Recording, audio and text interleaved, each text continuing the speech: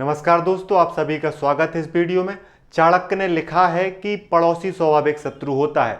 इसी का एक और एग्जाम्पल देखने को मिल रहा है। अब एशिया, दक्षिण पूर्व एशिया में स्थित दो देश थाईलैंड और कंबोडिया जो हैं वो युद्ध की स्थिति में आ चुके हैं। युद्ध शुरू हो गया है। एक दूसरे पर रॉकेट और फाइटर जेट से हमला किया जा रहा है और लगभग 40 से अधिक हजार लोगों को जो है वो विस्थापित होना पड़ा है।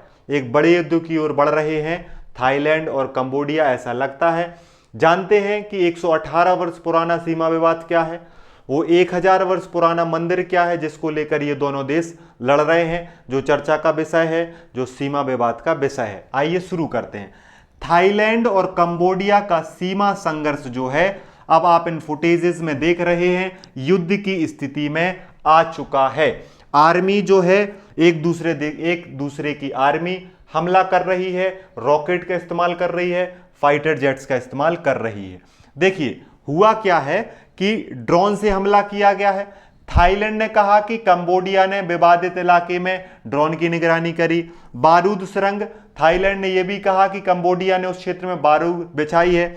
और एक मंदिर जो है जिसे प्रही बिहार कहा जाता है, प्रही बिहार या प्री बिहार कहा जाता है। प्री बिहार यूनेस्को में शामिल है। कंबोडिया के लिए 2008 में शामिल किया गया। 1000 साल मंदिर पुराना है, लेकिन ये थाईलैंड और कंबोडिया के सीमा विवाद को लेकर है। ये मंदिर जहां पर स्थित है, एक तरफ कंबोडिया है और एक तरफ थाईलैंड है, और इस क्षेत्र को लेकर विवाद है, जिससे ये जो है वर्तमान में युद्ध का स्वरूप इसने धारण कर लिया है। जवाबी कार्रवाई की गई है। थाईलैंड ने F-16 विमानों से कंबोडिया की सीमा की चौकियों पर हमला किया है। एक दूसरे पे आरोप लगाया जा रहा है। थाईलैंड कह रहा है कंबोडिया ने युद्ध शुरू किया है, कंबोडिया कह रहा है थाईलैंड ने युद्ध शुरू किया है। लेकिन ये युद्ध जो है ये सीमा विवाद से जुड़ा हुआ है। और अगर आप लोकेशन को देखें, देखिए दक्षिण पूर्व एशिया में आपको ये दिख रहा है थाईलैंड और ये दिख रहा है कंबोडिया। ये दोनों देश जो हैं लगभग 800 किलोमीटर की, कितने किलोमीटर की, लगभग 800 किलोमीटर की जो है वो बॉर्डर शेयर करते हैं। और ये बॉर्डर जो है इनके बीच में डिस्प्यूट का कारण है 118 वर्ष से। कितने वर्ष से? 118 वर्ष से। और इसके पीछे छुपा है लगभग 1000 वर्ष पुराना इतिहास, वो भी हम आपको बताते हैं। देखिए ये वाले जो इलाके हैं, ये बॉर्डर वाले जो इलाके हैं, इन इलाकों से लगभग 45,000, ये अल जजीरा ने ये मैप जो है ये जारी किया है। यहां पर दिखाने का प्रयास किया गया है कि ये वाला जो क्षेत्र थाईलैंड का और ये वाला जो क्षेत्र जो है कंबोडिया का, इसी में आता है प्री बिहार मंदिर। ये जो क्षेत्र है यहां पर युद्ध की स्थिति बनी हुई है। यहां पर एक दूसरे की सेनाएं अटैक कर रही हैं। देखिए ऊपर वाला हिस्सा जो है वो थाईलैंड है, नीचे वाला जो है कंबोडिया है, बॉर्डर शेयर करते हैं। लेकिन समस्या कहां है? समस्या जो है वो इस, देखिए ये वाला जो मंदिर यहां पे जो आपको पीछे वाला क्षेत्र दिख रहा है ये कंबोडिया का है, इधर वाला क्षेत्र जो है वो थाईलैंड का है। अब ये वाला मंदिर जो है ये कंबोडिया के अंतर्गत आता है, लेकिन थाईलैंड भी इस पर दावा करता है। आप सभी को पता है अक्सर पड़ोसियों में एक विशेष क्षेत्र को लेकर दोनों जगह दावा किया जाता है। जैसे भारत और पाकिस्तान, कश्मीर वाले जो दावे की जो बात होती है, निर्धारित रूप से वो भारत का है, अभिन्न हिस्सा है भारत का, लेकिन पाकिस्तान जो है बार बार उस पर अपना दावा करता है। अरुणाचल वाले क्षेत्र पर चीन दावा करने लगता है। तो भारत की स्थिति भी इसी तरीके की है। इस वजह से भारत इस वाले कंसर्न को ज्यादा बेहतर तरीके से ऑब्जर्व कर रहा है। देखिए ये थाईलैंड है, ये कंबोडिया है, यहां पर स्थित है प्री बिहार टेम्पल, जिसको लेकर क्या है विवाद की स्थिति है। लेकिन मैंने आपको क्लास की शुरुआत में बताया था कि विवाद की स्थिति की जो वजह है वो सैन्य कार्यवाही अभी जो की गई है वो तो ठीक ही है, लेकिन स्थिति जो वजह है उसका कारण छुपा है इतिहास में। किसमें छुपा हुआ है? इतिहास में। और अगर आप इतिहास को ध्यान से देखें तो यहां पर आपको एक संधि दिख रही है 1907 की।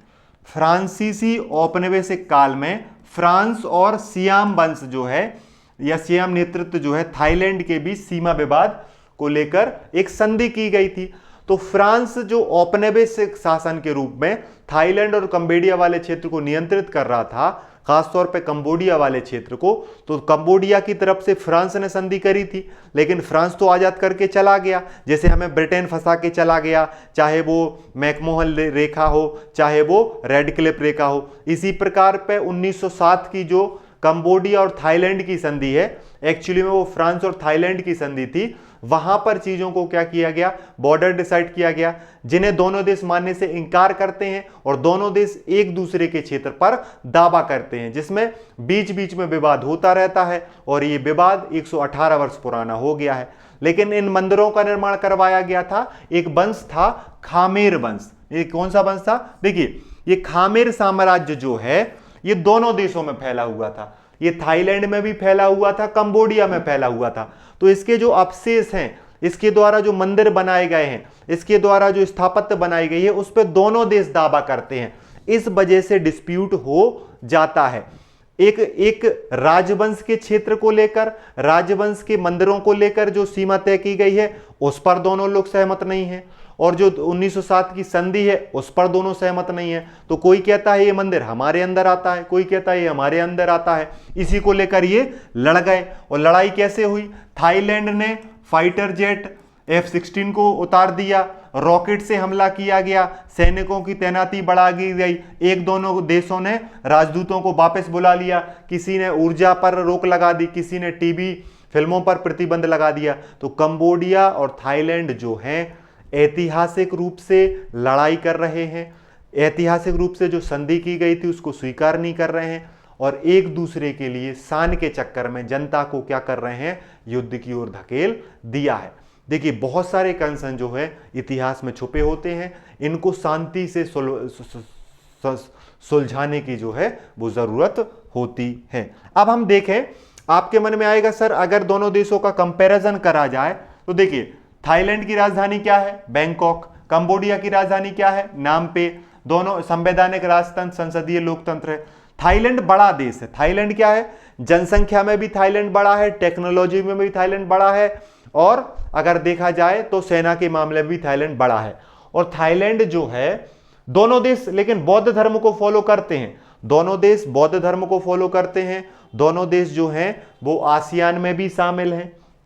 लेकिन थाईलैंड का जो संपर्क है वो अमेरिका के साथ है, और कंबोडिया का जो संपर्क है वो चीन और रूस के साथ है। तो ऐसा ना हो कि इनका युद्ध बढ़े और ये जो है अमेरिका और चीन के बीच तनाव का कारण बन जाए। तो भारत को भी इस स्थिति को ज्यादा ध्यान से देखने की जरूरत है।